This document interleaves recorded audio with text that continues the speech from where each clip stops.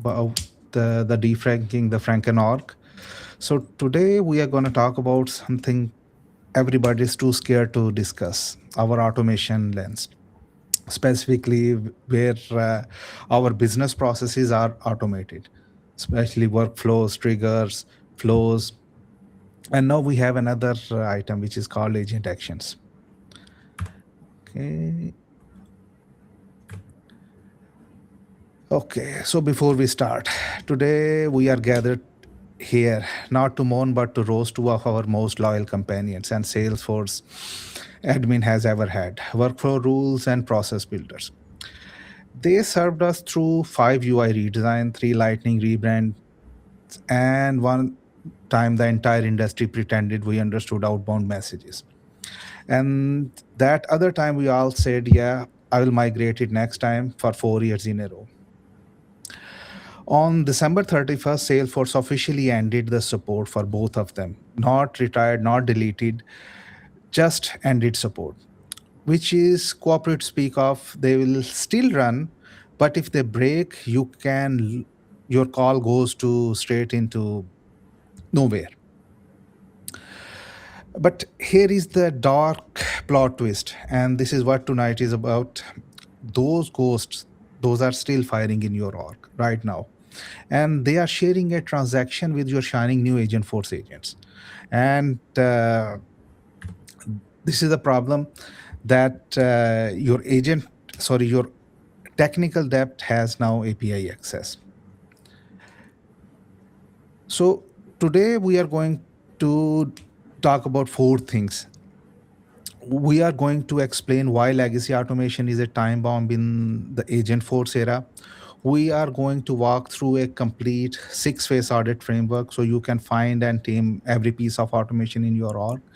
And we are going to talk about a never-ending debate whether should we use Apex triggers or flows, and we will explain a little bit about the invocable methods and why it matters for the Atlas reasoning engine. Okay. So here is something. One of the biggest question: why legacy automation is a time bomb in Agentforce era? So first thing is, let's get into the most common misconception out of the way first. When Salesforce announced end of support for workflow rules and process builders, a lot of people heard these tools are getting deleted, and it's not. Here is what actually happened. So Salesforce will not fix. So first thing is, Salesforce will not fix bugs in workflow rules or process builders. So whatever your rules are currently active, those will still continue to execute. No new feature investment ever. So try to think about it. Salesforce is upgrading their platform, and if something goes wrong with workflow rules, they don't care anymore. So it's your problem now. So even if you try to contact Salesforce, there is no SLA. So they will just say, go migrate your workflow rules to something else. Now, there is one thing which started happening: no new workflow rules or process builder can be created. So yes, whatever was already time dependent actions which were queued, those are still firing. So if a to try to think, so if a future platform update breaks the way your 2018 workflow rule evaluates a formula, you open a case, the support engineer reads the article, send you to a polite link to migrate to flow, and closes the case. So your voicemail to Salesforce support now routes to actually nowhere. So we are going to talk about 8 specific risks hiding in your org right now because of these workflow rules. So first of all, silent failure after platform update. So the one which we discussed earlier, that Salesforce ships 3 releases a year. Each one has a potential or certainly change to how a deprecated tool evaluates a formula, parses a pick list, or handles a null. So here, what will happen? It will start breaking. So one of the real story which one of my friend told me, that they had lead assignment workflow rule which worked for almost 7 years perfectly without any problem. Now within the winter 26, something happened that leads with empty country field It was previously supported. Now suddenly it stopped working. It didn't start throwing any error, no exception, no email, just it stopped working. And then sales team actually found out after 3 weeks, then when they start noticing something wrong is happening with their pipeline. So again, from Salesforce perspective, no bug fix is coming. So you either migrate or you keep finding the holes the hard way. Risk number two is no roadmap, no new feature. So every new automation capability Salesforce ships from now is the flow only. So AI powered flow builder, schedule path, fault path, cursor style large data processing, integrations with Agentforce builder, multi agent orchestration context. So none of it lands into workflow rule or process builder ever. So every legacy rule is a growing capability gap between modern platforms. So your legacy things will not be able to support anything. So number three is the governance limit pollution. This is the one that bites Agentforce hardest. We are going to do the whole segment into that, but the short version is when your agent invokes an action that does DML. So every active legacy automation on that objects eats your shared limit, your socle count, your CPU limit, your DML rows before the code even starts. So when you finally hit System.LimitException, let's say too many socle queries, the culprit isn't your Apex. That's your 2017 workflow rule field update, firing a recursive trigger from let from Shehryar, who was the admin in 2019 for the same thing. So risk number four is the hidden recursion loops. So workflow rules does a field update, fires an Apex trigger, then trigger updates another field, which fires a process builder, then process builder updates the original record, Welcome back to my video. fires Last video uh, दिखाया आपको बता-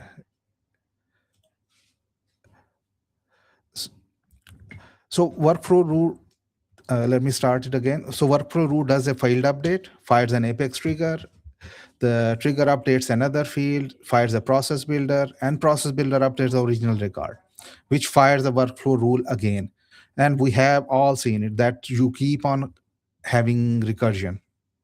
So we actually had a recursion guard in Apex, but not in process builder. So when an agent updates 50 cases, each one recurs 3 times.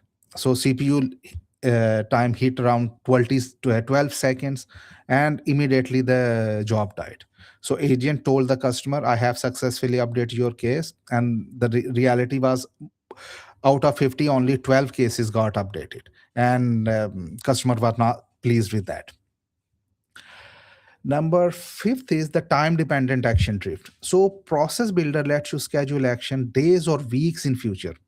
So workflow rule does the similar, that you create a time dependent workflow and then it will queue the items. So those queued action actually execute against whenever the record look like at that execution time, not when they were queued.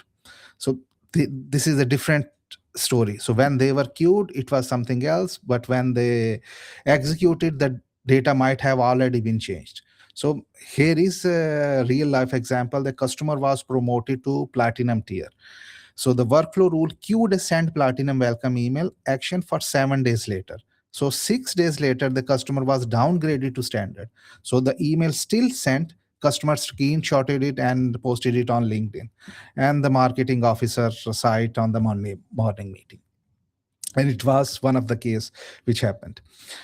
Now, the risk number six is overlapping field update, race condition, which is actually one of the biggest problem with the workflow rules.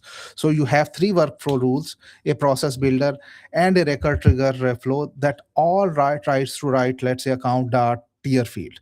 Each one has its own criteria. Each one runs in some order. Salesforce decides, and you don't know what is the final value there.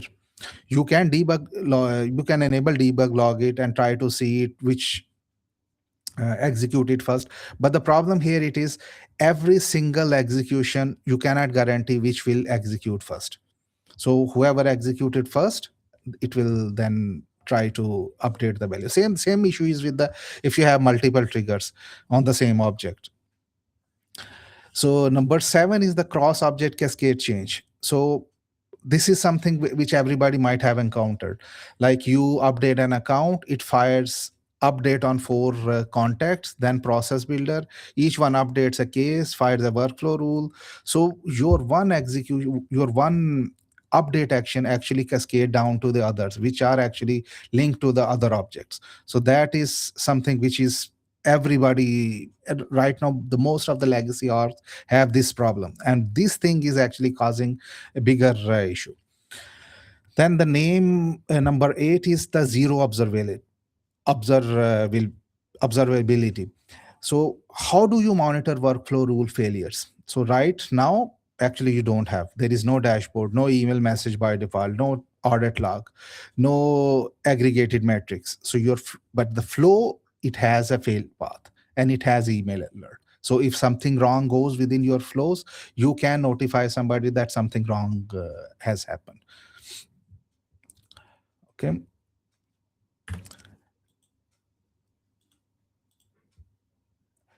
So let me tell you a horror story here. Picture this, right? 2:47 a.m. and your phone screams something wrong happening on the production.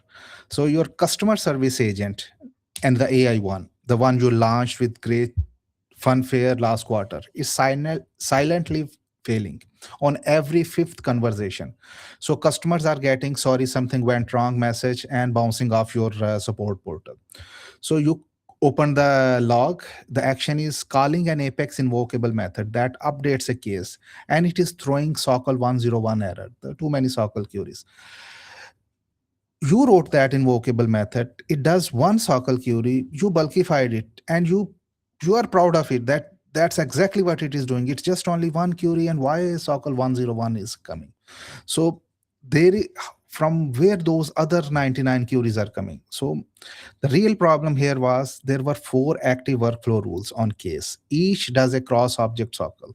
There were already 3 active process builders on case without any criteria. We are also uh, very good for such things. So most of the time I saw where people created process builder just without any criteria. Let them enter in 3 process builders.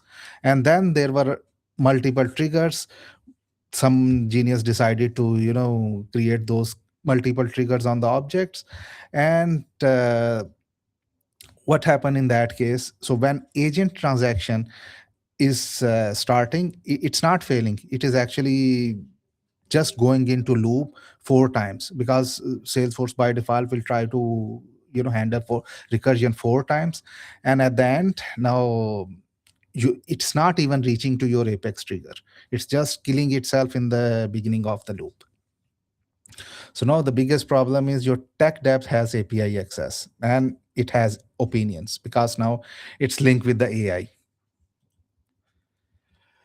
So here I want to ask you one question: why this matters more than now than ever?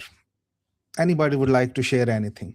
Yes, this is something we were aware of years back, that recursion is there, workflow rules are doing this, or builder is doing this. So why exactly this matters now more than ever? Anybody would like to share anything?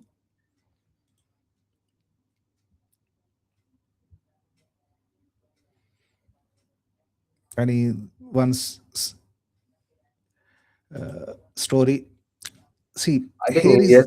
is, yeah. Say. Sorry. Can you hear me, Misbah? Yes, we can hear you.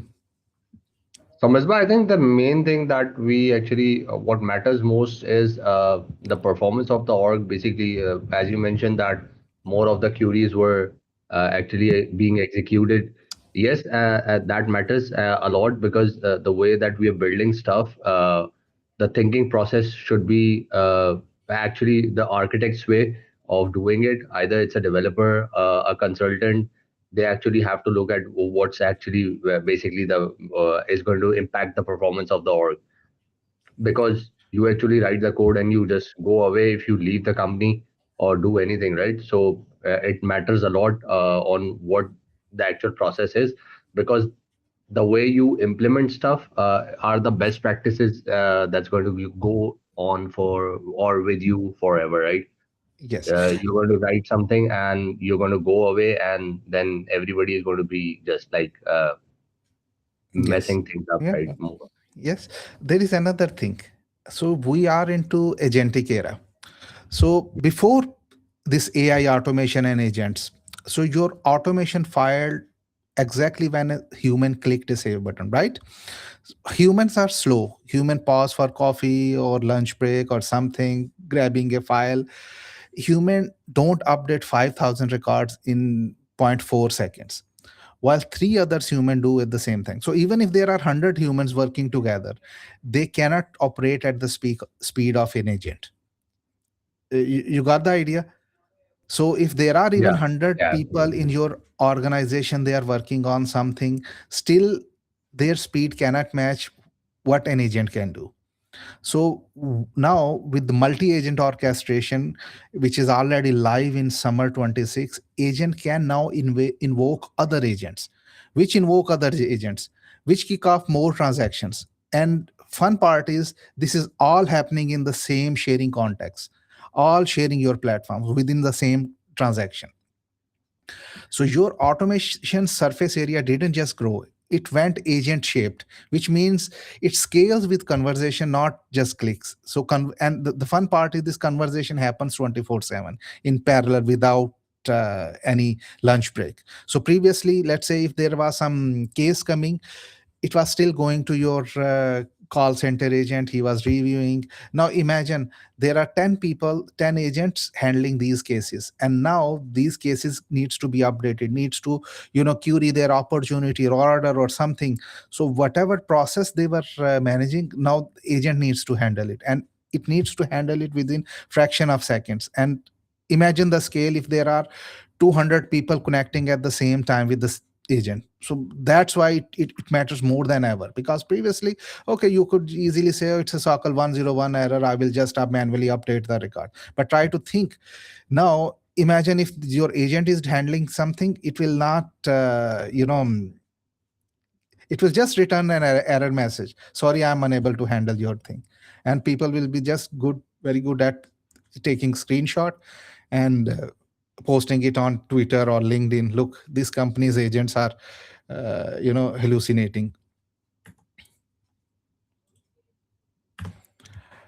So this is, everybody is, I think, familiar with this one, these limits.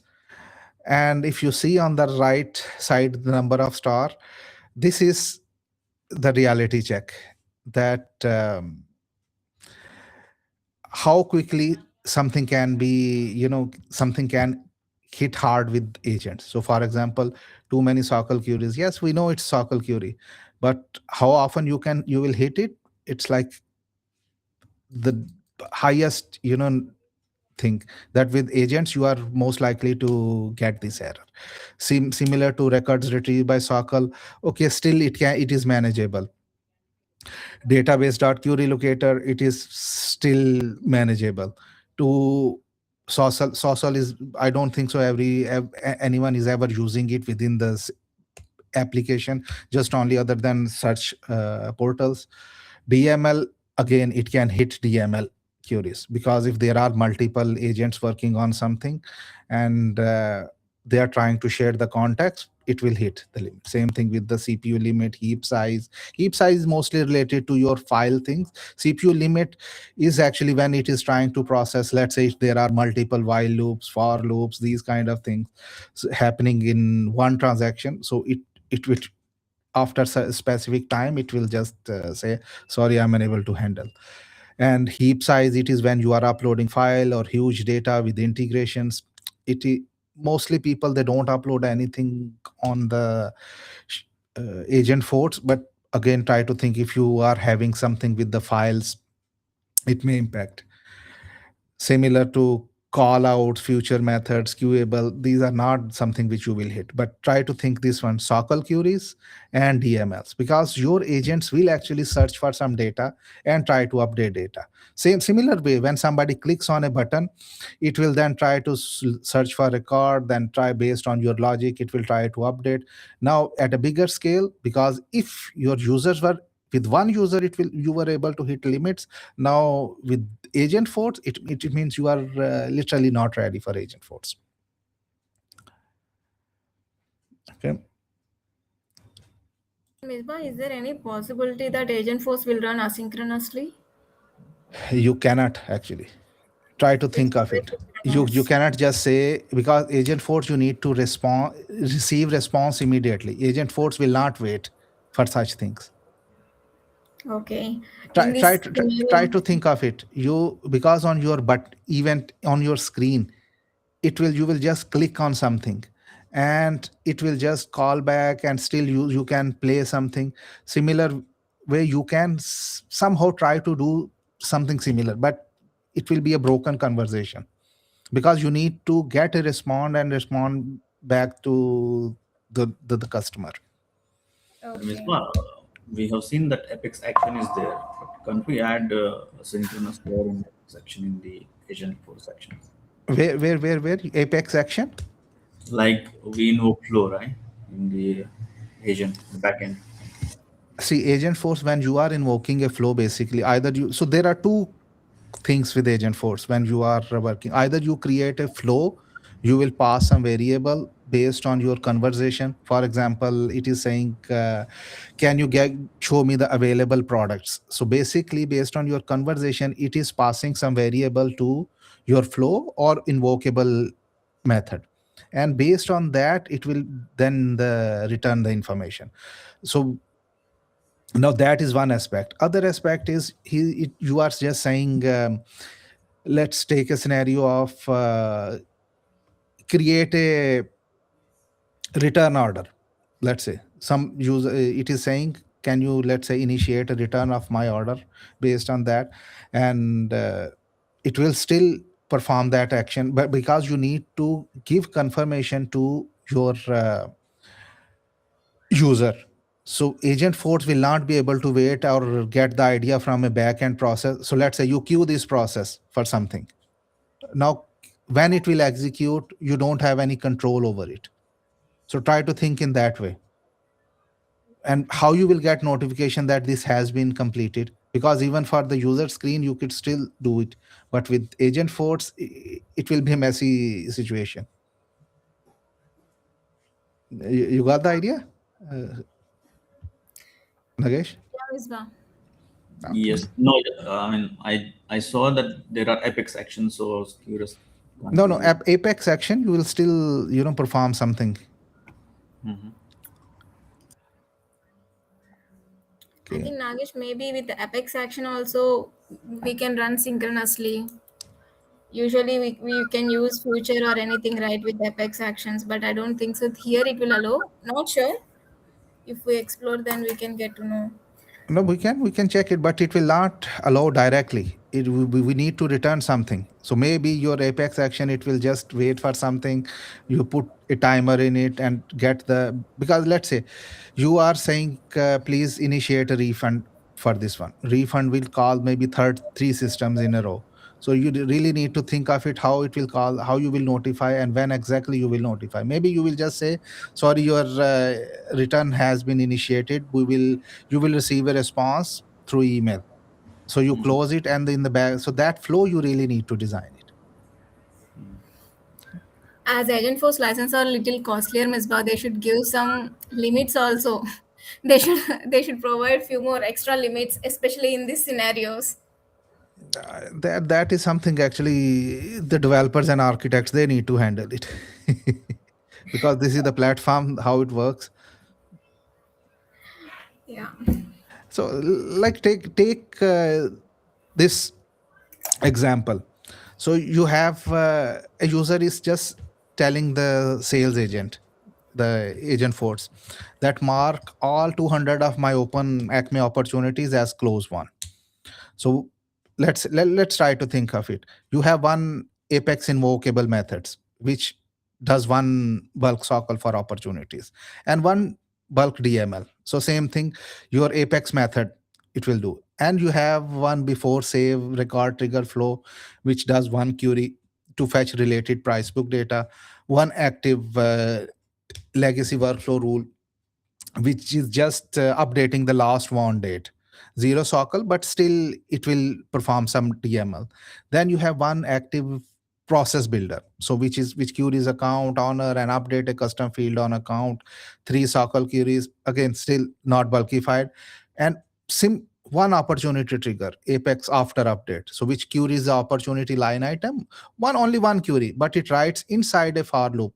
Yes, still many places I have seen this for loop. And one after save record trigger flow, which sends a platform event to the integration platform. But again, this thing platform event, it is also considered as a DML equivalent.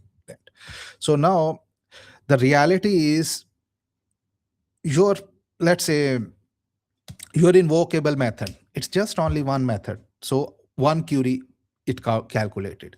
Your before save flow, again still it doesn't matter, it got one. Your legacy flow will workflow rule, there was no DML, so doesn't matter. It your legacy process builder, it is queuing three queries. So now let's say you have 200 records, so 200 multiplied by 3, so your 600 queries came here. Your opportunity trigger, which is also queuing, again, if you have a queue in the loop, so add 200 more. So imagine now you have 802 queries, sockle queries inside a 100 sockle synchronous limit. Your transaction will actually explode.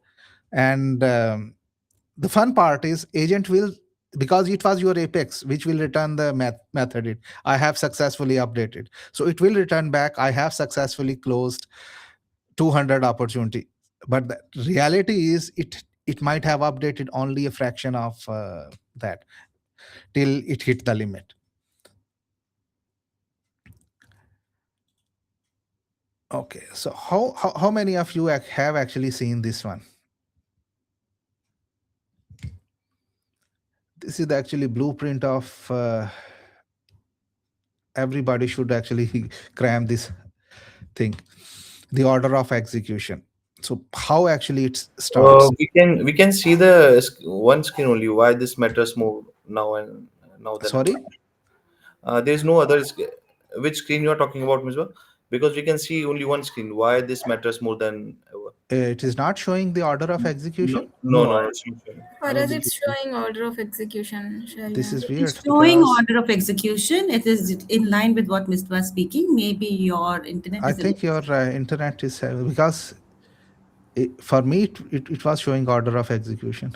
Yeah, It for is us showing also. now. Yeah. So I just stopped and reshared it. Yeah, it's showing now. So it means the last one also you did not see anything. No. Okay. So the order of execution, basic, the concept is, I don't know if it is readable for you guys, It's too small, Misbah. because it is actually very big image. And let me share it Letters to are you. small. Yeah. Flow chart. So actually it's a flow chart which you can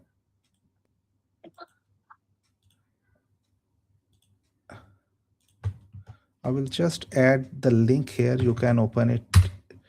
So this is, you can see it's there. So basic, the concept is, it is a 20-step process. So let's say it will load the original record first when you try to save something. So it will load the original record. It evaluates loads the new values, whatever is. And again, if it is from the UI level, this record save is from the UI itself, like your screen workflow, it will then try to validate it. So your workflow rules actually gets evaluated here. Then it executes the before trigger. Then after that, it tries to multi-line item created or the request of user object standard. Again, this is the same.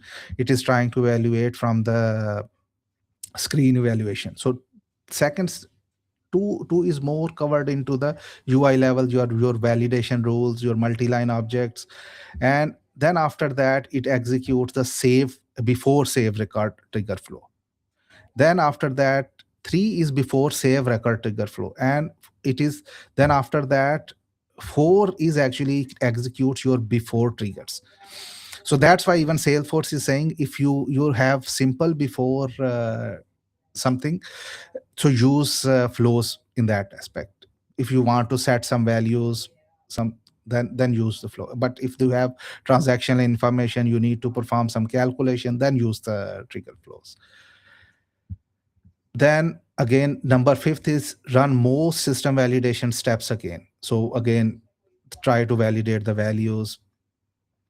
Then again, it will run number 6 is the run. It will run the duplicate rules. It is only happening with the account and the lead object, if there are any. Then it will, number 7 is the save the record in the database. Again, it will try to save the record, but it is not yet committed to database. It is not stored in the database. It will just say mark ready for the saving. Then number 8, it will execute your after triggers. Then again, it will say, is it a recursive save? If yes, if no, then again, it will the auto respond rules, your assignment rules, your workflow rules. Here, the number 11 is actually one of most of the time problem, because if your workflow rules have any kind of your field update, it will continuously looping again and again, setting the value. It will take it back to the main thing. Then again, it will evaluate same thing, same criteria, it will bring it here. So your context is always broken in that's why even if one small update, it can cause SOCL 101 error. And even I have some places I have seen that people start writing even after the update trigger. After updating, they are again updating the same object. So again, it will call recursion. And then if everything goes perfectly fine, then at the end it will just save the record in the database. It's again at the 19th step. But most of the time, this is again, it is looped here. You can actually explore this. It's a great diagram to actually help you understand why recursion happens in most of the organizations. Okay. Here is something you need to know specifically for Atlas reasoning engine, the retry behavior. So here, if you see the back one, it has workflow rules and these things, and it will try to perform something. But with advancement of AI and Agentforce, the Atlas engine will try to make it even worse. So what happens if there is a failed action? The Atlas reasoning engine will try to retry the failed action. So for example, if your invocable action throws an unhandled exception, so Atlas may decide based on the conversational goal to try again, sometimes with the same input, sometimes with slightly tweaked inputs, sometime up to 3 times in a row. So if your action is not idempotent, you are not running it once, you are actually running it up to 3 times. So for example, you want to create a follow-up task through Agentforce. You just say create a follow-up task. So because of some unhandled exception, now your action actually threw a null pointer exception in first time. It ran because agent, let's say, did not pass the due date. So Atlas reason engine will decide, let's retry it with the guess due date based on your conversation. So your second time it passed, the action succeeded. Then Atlas for reasons still did not understand, and it retried it third time. So now the customer got 3 follow-up tasks, one of which was scheduled for, let's say, in the future date without any, because it returned a failed action, but still it got created. So again, from here design rule perspective, any invocable action should either return the same result or a repeated call, or use the idempotency key. We will write it in segment 7. We will cover it up, and return a structured array result instead of throwing. So your Agentforce engine will actually, that Atlas engine will not retry. So now I hope, Nagesh, it help you understand why it is important to return something, because it will keep on retrying things and it does not know exactly what is happening in the background. And again, there is a horror story. It's not a horror story.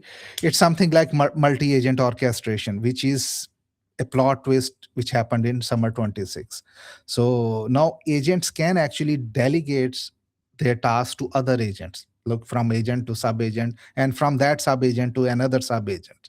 So why it matters for the governance limits? So depending on how you hand off the configuration is this agent handoff configuration, the second agent may run into again in the same transaction the first agent's action. So again, shared limit, shared state file, again the governor limit pools, and again in a chain a sync pattern. So new transaction, again fresh limits, but now you might be queuing 50 queuable jobs without actually realizing. So either way, in the downstream automation, we can actually fire twice or one conversation. So you really need to plan for it. Bulkify, like your full org is depending on it.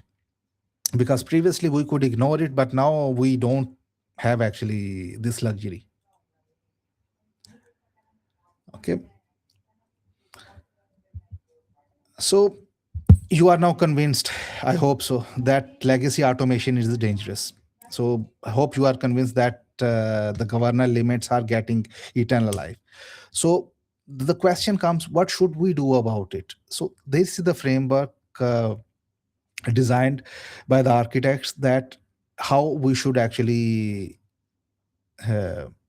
audit and record our automation, and how to handle our transaction automation mess in any enterprise org which has more than 300 or 300 to 4,000 automations, and it scales. It's boring, but the thing is, at least we have something to track our things. So first thing is, we really need to have some sort of tooling setup. So before even starting audit, we really need to install something, because you cannot audit if you cannot see it. So before writing a single line of inventory, we need to set up our tooling. So we can use migrate to flow assessment reports. So this is, you can get it from the process automation, migrate to flow, which will tell us how many workflow rules, process builders we really need to migrate it. Then second thing is, we can use our org check. I think it is not mentioned there. We covered it up during our first session. So you can check the reports, how many such automation are active. We can use Salesforce optimizer. I intentionally removed it because it's no longer available. It's expired. So Salesforce does not want you to even use it. Then we have setup audit trail. Like, we can see the last 6 months who has modified automation during last 6 months. And we can also use field usage report. So specifically field which are getting updated, we can get their usage report. And again, I think most of the people, we don't handle this flow test coverage. It is available, but again, we don't use it, but we should actually start using it. Like how much part of our flow is actually covered by our test cases. We have Salesforce metadata API also. You can query your Apex triggers, Apex class for specific things. But again, that is something if you are experienced in, getting information because from the CLI. But for the normal, if you want to just audit, look, there are multiple ways, like same which we described here. Like you can do the assessment report, or you can use the org check reports. Misbah, apart from the field trip, what are the standard or out of the box feature Salesforce provided for field usage report? Field, like I couldn't get your question. Field usage report. See, there are multiple things field usage reports related to. For example, this field is used in Apex classes or No, Apex flows. basically, the data, if I want to see the null or whether this field is being used even or not. That is actually a different report, because you need to see in that case how many, that is the field uh, how many of these values are actually populated in that field. So if Both. you I can mean, you can check the usage as well as say it. Sorry. usage as well as the data. See, there are two different aspects. Usage is if your fields are used in specific process builders or automations or workflow rules or triggers. That is, usage is something else. The Right. data quality, that is something else, because in that case you query that field and verify how many records are populated for that field. That can also be achieved from org check. So org check will provide you report the field heat map, that whether it is 100% filled, it is let's say 50% filled. So Okay. you can get this value from there. Yeah. Ah, let me just give me a minute. Let me grab some water.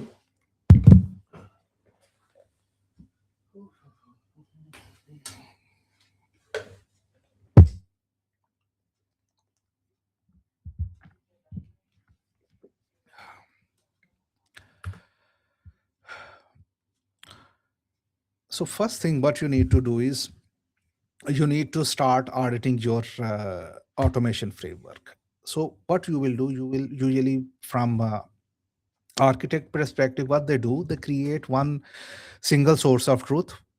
So every piece of automation in your org, one row per automation.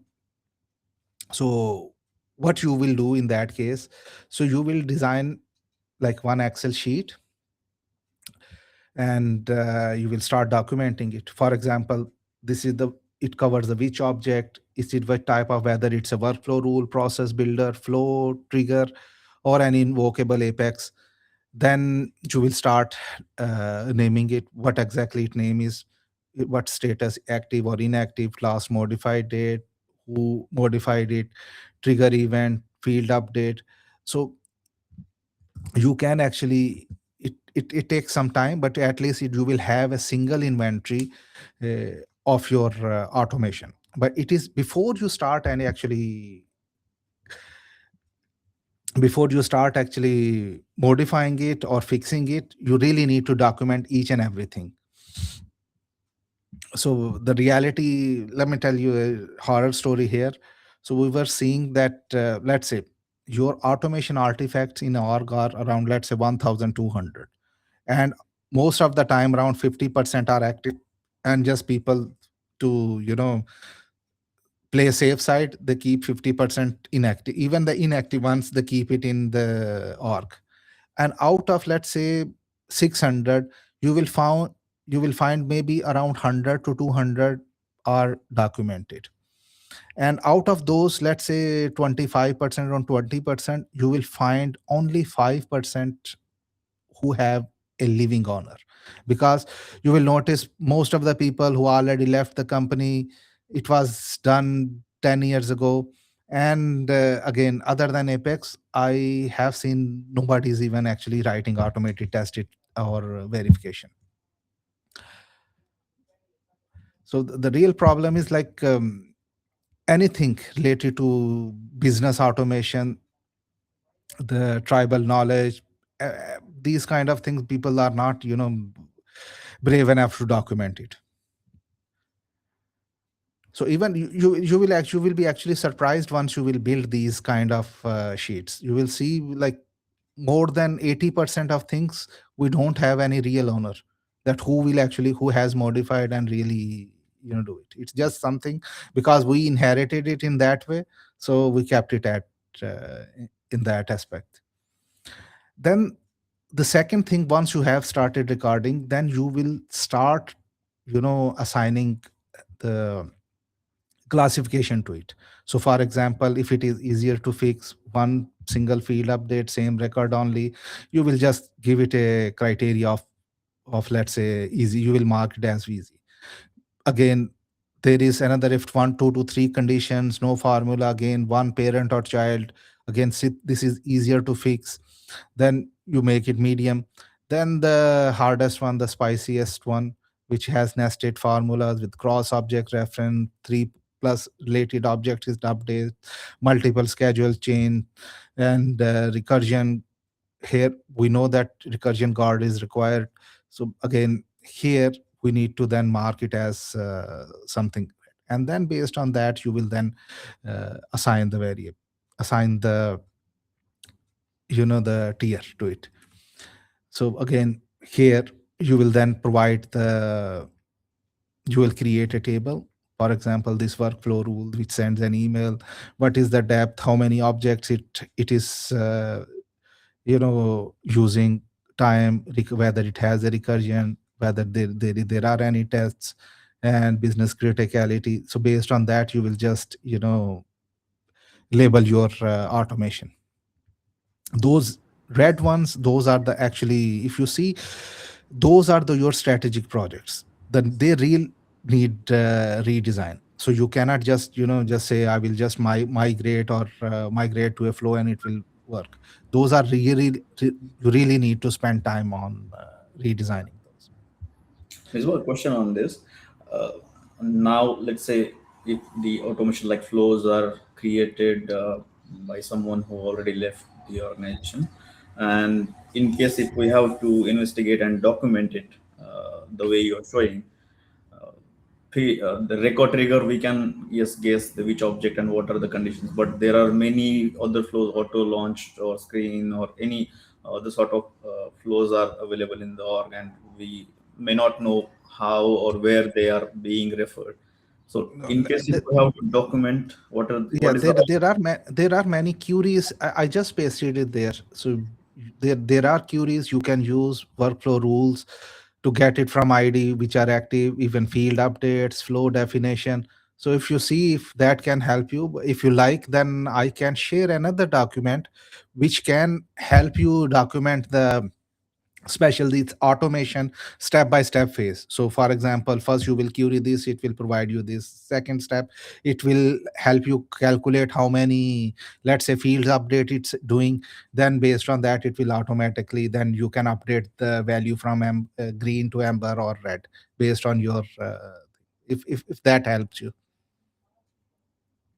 yeah, maybe next step we can check. Yeah. Then classify the same thing. We will then do the step 3 where we try to do a conflict detection. So here it is, we can actually query it for same field specifically, because this is something you can get it from your org check also. So you can get it the field heat map, and then you can query how many times it has been used. Let's say, because these things, for example, account RTR, let's say it has multiple, let's say, three workflow rule, two process builder, one, because these years you need to really identify your critical fields. By changing those, it might trigger something. For example, your opportunity stage, maybe there are many. So these type of critical fields you really need to look for those. Yeah. So this is actually number one source of, but like something which we really need to identify. And again, something here, I think it is, for example, cross object dependency graph. So for example, each automation, if I update something on opportunity, what exactly will happen on the downstream objects. So whether those are being, it's not an easy task, and it's not actually one day task. It will take maybe 2 to 3 weeks in order for you to document everything like this. And again, based on that, you can define whether it's safe, it's normal, it's worth reviewing, or refactor immediately. Because if there are, it's easier. You need to see if it is, if your recursion is happening to one object or two objects, it's still safe. If more than two objects, three, if it is down, going down three level deep, it means it's you really need to review it. And four plus object, then it's really not a good sign. Then again, prioritization. Let's say once you have identified your things, then you need to plan based on the business criticality and migration risk. So whatever is the high risk and high criticality, you really need to put it in a 90 days plan.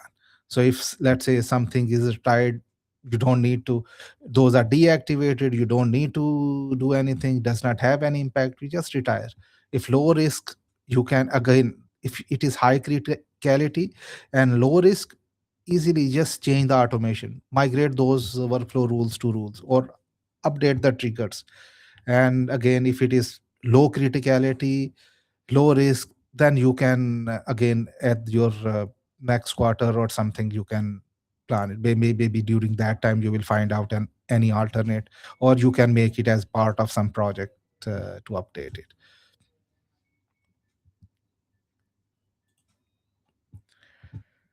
Then number fifth, remediation plan per object. Again, here many people, they make huge mess. So for every single object, the target state is, it should be boring, predictable, and the same shape every single time. So one trigger, one before safe flow, one after safe flow. Again, if there is something you do, flow or trigger, and one service class. So basically how it will work, you will have I think I had image. Okay.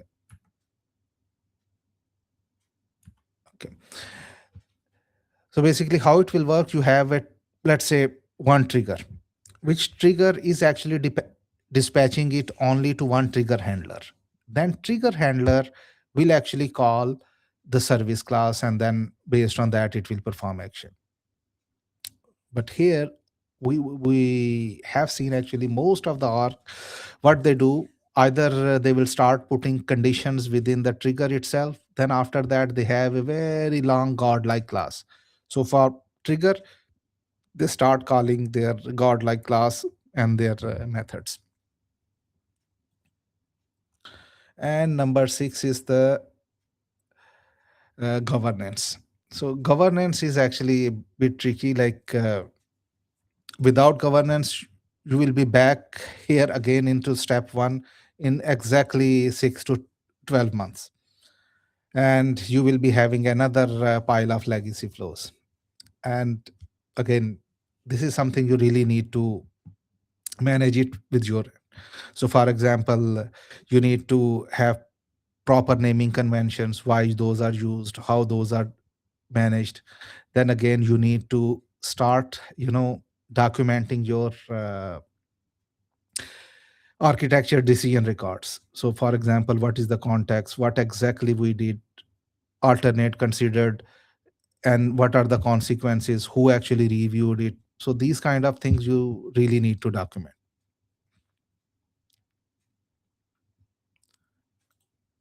Okay, I think this is image, it came, I misplaced the thing.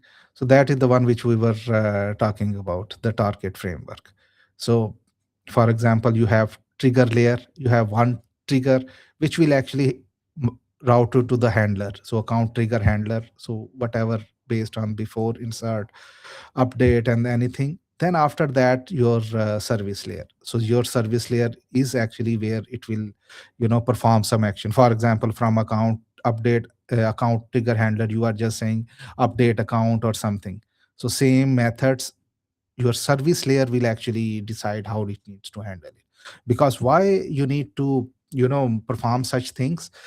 Because same methods, try to think of it, we can be used from the flow actions, and same thing from the Agentforce action, and same thing from the your REST API endpoints. And there is another class which they mentioned, selector layers. That is whenever you're whatever type of queries you are performing, so rather than performing it within your object, within your method itself, you create another layer which has all the socle queries. So for example, get accounts based on your get account based on id or by tier or anything based on your criteria. So your each object will have these kind of mechanism. So one layer which has all the queries, other layers which will perform the action, other layer which is the trigger handler which will send everything to you know from the trigger itself. Okay, so everything, again, one file, again, trigger events, zero logic, nothing. You shouldn't be putting any logic within the trigger itself. Then you have a dispatcher which delegates everything to handler class. So for example, trigger before handler, before insert, whatever is, the handler delegates everything to service class. So the service class is the one place where business logic lives. Now, why does this matter for Agentforce specifically? Because when your agents calls an invocable action, that action calls a method on your, let's say, maybe service class. The exact method is being again the same thing which we are discussing. That same method is being called from everywhere, not just only one place. Okay. Okay. Before we start about the Apex and flows, anybody wants to say something? Should we use Apex or should we flow? What's their thoughts on it?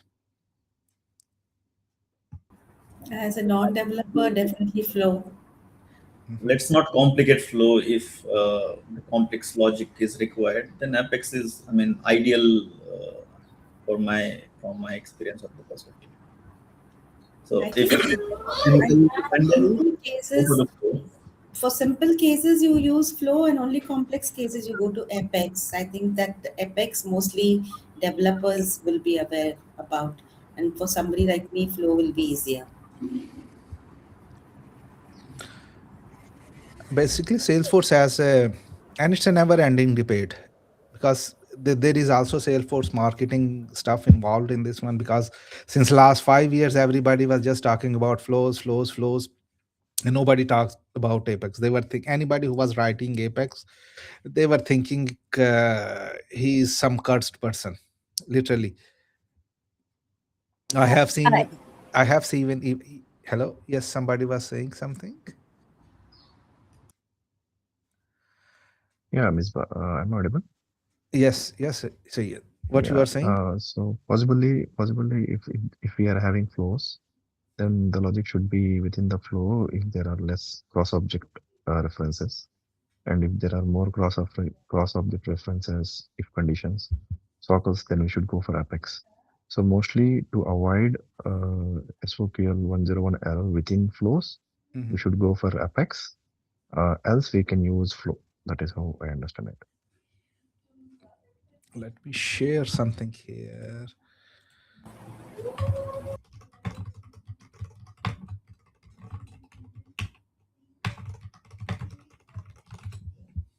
Actually, Salesforce came up with something called automation density. Automation density is something which they say, like, how many records are actually, how many transactions are happening within one. So for example, when you click a save button, how many transactions are actually happening? Then what is the volume? Then again, there is something called dependency sprawl. So when you click a button, how many actually down level deep it is going? So that helps you decide whether you should go for a flow or you should go for a trigger. So one of the thing which Noor says, yes, transaction and number of records, number of if condition, that is also one of the critical points. So let's say if there is something which admin needs to handle, if there is only one admin developer is not available, so yes, you can actually create a flow. And then, for example, let's say you can create record trigger flow if you don't have any developer. Then again, if there is something, okay, let me ask you a question. I want to use a flow, but let's say I want to use some business logic, or for example, business hour calculation. What should you do in that case? So for example, a case gets created, I need to calculate SLA in business hours. This is straightforward, Ms. Bhav. We can go for the flow in this case. But can you use flows for this purpose? Yeah, I mean, not a complex logic here. So, yes, we can. But flow cannot handle business logic, business hour calculation. Using, I mean, get records or other actions. No, you cannot. Actually, that's another problem here, because then Salesforce is saying then use flow as an orchestrator and use Apex like a hybrid approach. So for example, this specific scenario. So if your business logic cannot be handled by flow, because then you need to use a hybrid approach.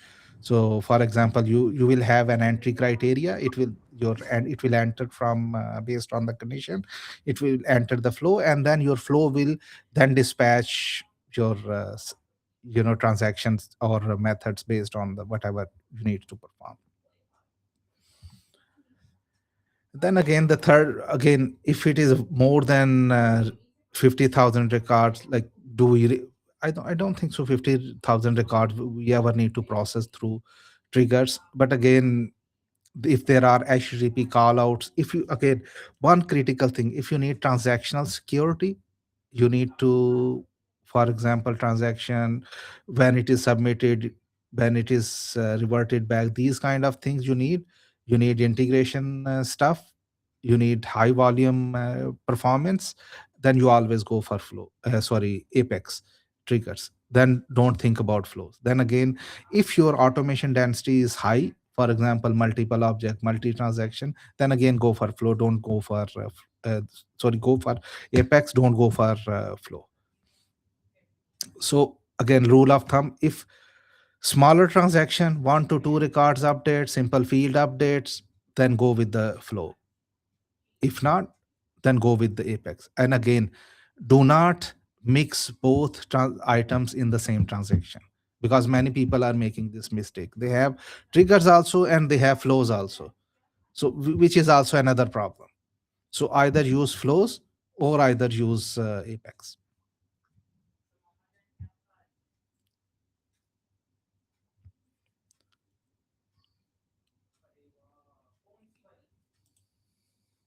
Okay.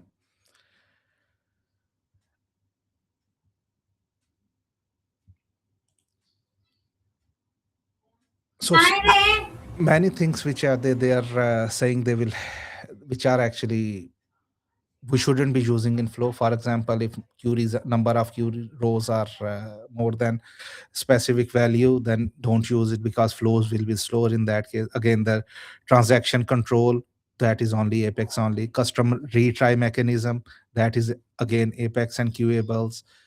Complex JSON XML parsing, callouts, again in that case don't use flows. Agentforce action, that needs strongly typed input and rich description, again that also they are saying don't use flows, use invocable methods. And again, one of the critical point, if you really need to use unit test, mock and stubs, then Apex is actually years ahead of flows. And similar way, don't use Apex if simple field updates, very small transaction updates, if you need to have very small screen wizards, prototypes, and approval orchestration, don't write your custom Apex handlers. Flow is able to handle it. And again, uh, you just need to, as an architect or developer, you just need to think about one thing: will this age well, and who will maintain it in 3 years? So plan your things accordingly. If you can answer this question with a name and a date, you can really think of it. And the last thing, our invocable methods. So invocable method is actually something which you really need to start thinking about, in that way that your AI is actually dependent on it. Yes, for flows are there, but really from a developer perspective, that is something you need to start your migrating your static methods into this invocable methods, because same method, try to think now, you need to call it from trigger, you need to call it from your flows, you may need to call it from API or your Agentforce. So simple way, you will just define it as a public static.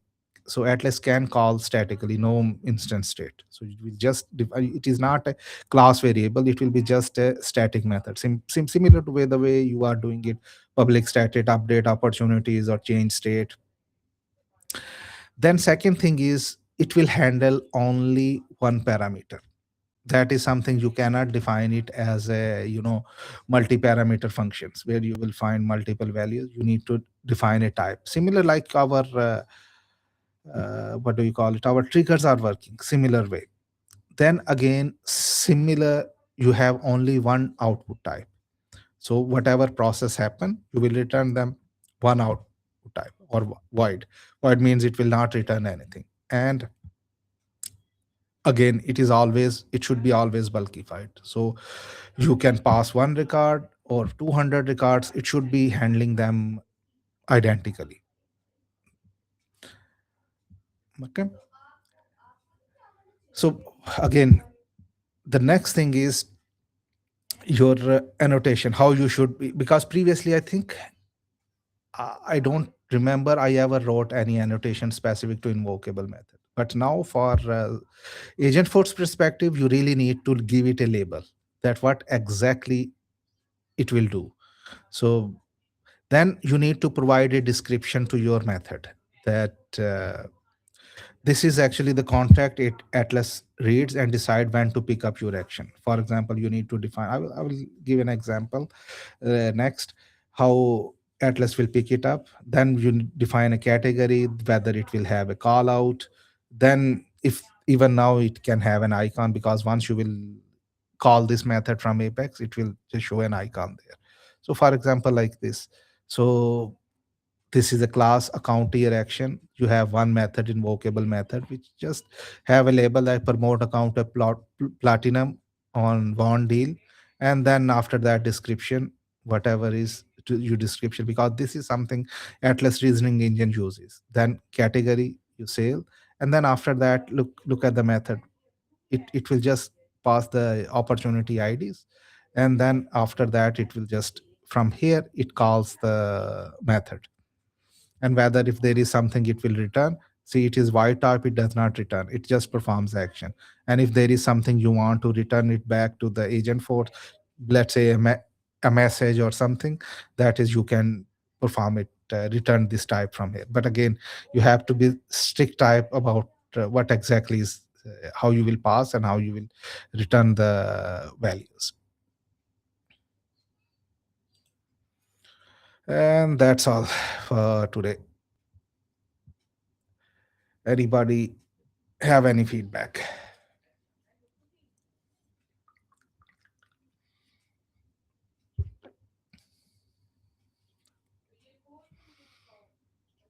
Good insight, Misbah, on the automations. Actually, the automation is Yeah, the the trickiest framework one. was really structured, Misbah. The framework is really structured. I think it's going to be really helpful. See, the only thing is, this is the scariest one, because if you break anything in that, your org will stop working. That's why it is critical. It is critical than even the security. Security is something which is the highest criticality, but the problem is automation is something which, if it breaks, it is visible to everyone. And most people, they will start making noise. See, within this one, even there are so many classes and things. So I just removed that part, because I think it will then take this session to 3 hours.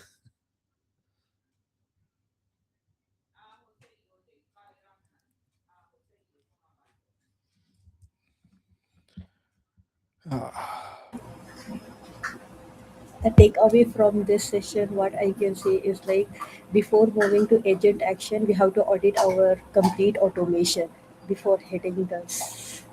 Exactly, this is the same thing because this is the objective of this series. So Yeah, every week when we are looking into different architecture lens, so same thing here to with this week's architecture lens is specifically to automation, because this thing, if you will, let's say you enable your agent force actions, and then you will find out that actually it based on my current org, it will cause problem. yeah.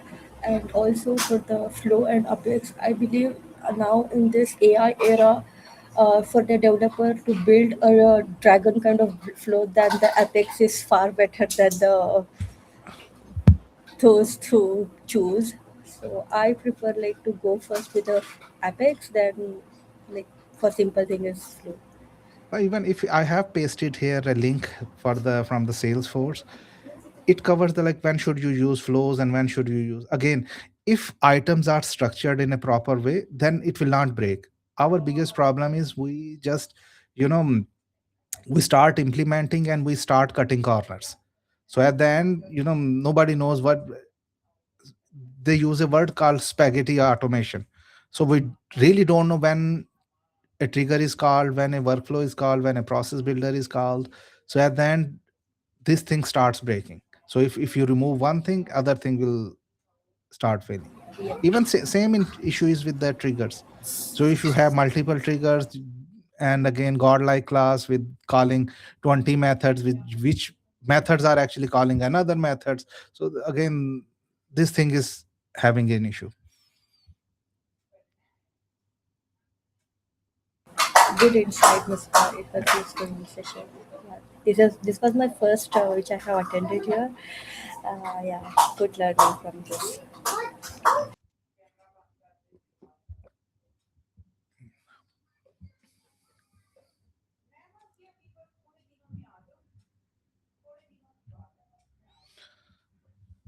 So Ananya is saying, so in case something is failing in trigger after deployment due to recursion, the best would be to move the logic in the flow to quick fix. Actually, you shouldn't be mixing. And again, if you can actually handle the recursion within flow itself. So previously, I think every Salesforce developer who has experienced it, they were using a static variable to stop the recursion. But now what Salesforce is saying, you might need these kind of recursion. For example, if somebody is uploading bulk records, so if you will use that static variable, maybe after a couple of records or two records, it will stop the next evaluation. So what you can do, you can have some sort of logic, previous value and the new value. So your method will only go into that specific criteria if that records specific values are changed. In that case, it will never go into recursion. Recursion will only happen when you will put, without any criteria, you will just dump your records into that method. So that method specifically, without any knowing whether it should update it shouldn't update, every single record will go into same thing.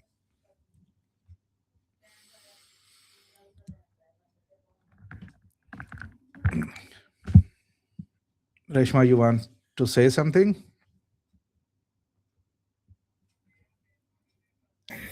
It's a great session, Miss Ba. So we learned many things. The first point is like when we were working alone, it's fine, but when we use Agentforce, we have to be little more cautious with the governor limits and legacy structures. Okay.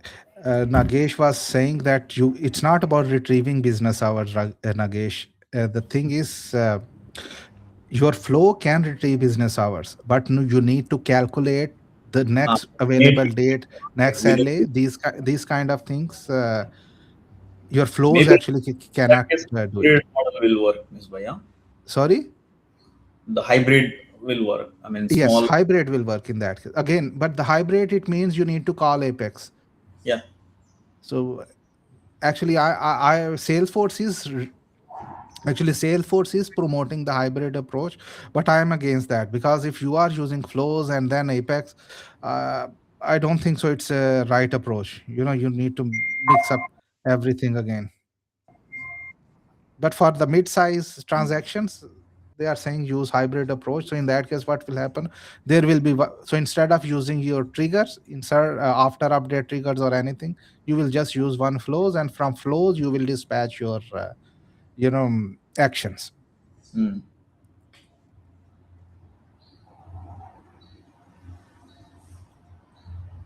But Mismo, on the agent force side, if there are some other systems, I mean, where we need a response from, so we need the sync or the call outs to be called to get the response from the other systems.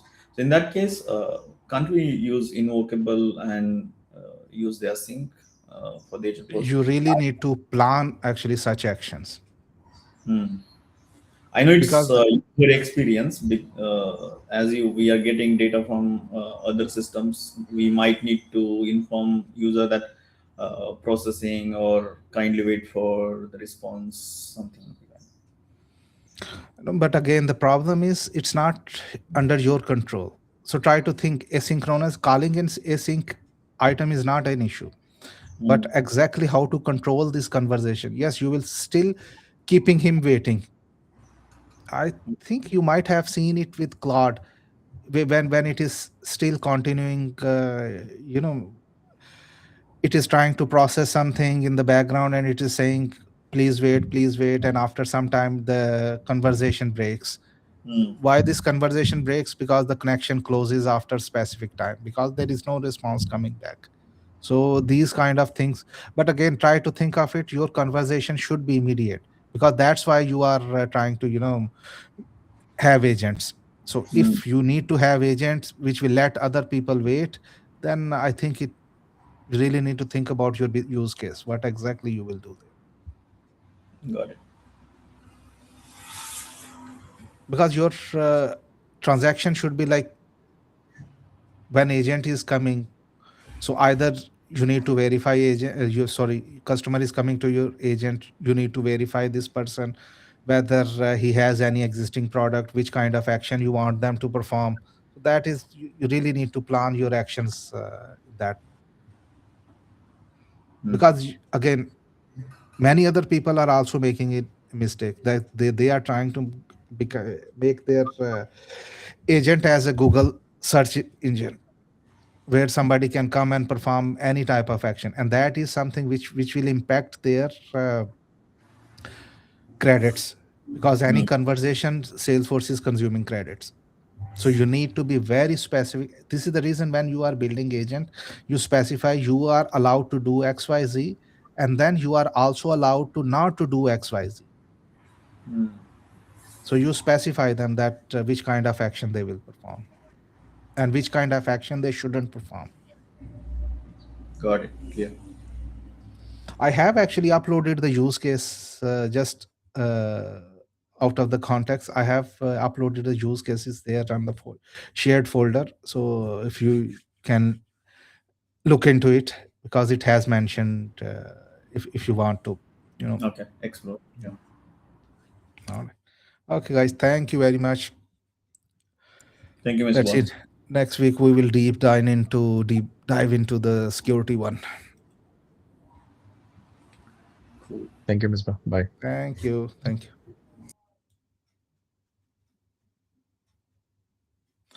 I can see Sayyida Firdos Fatma. Fatma, how are you?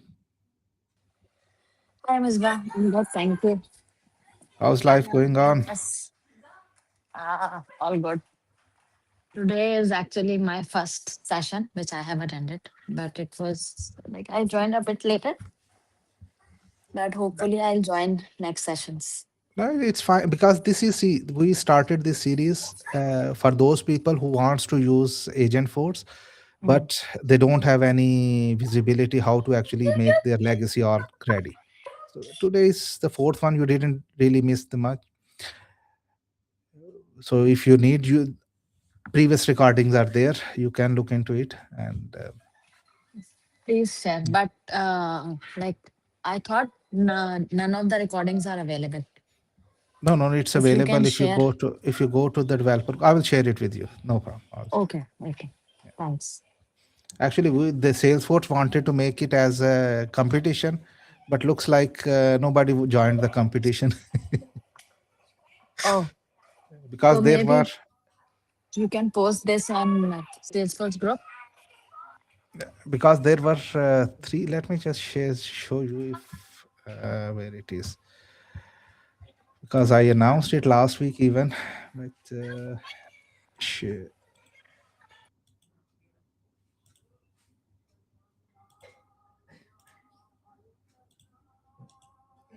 Because there were like three prizes for each tier. So first tier was like if somebody wants, you can see my screen, right?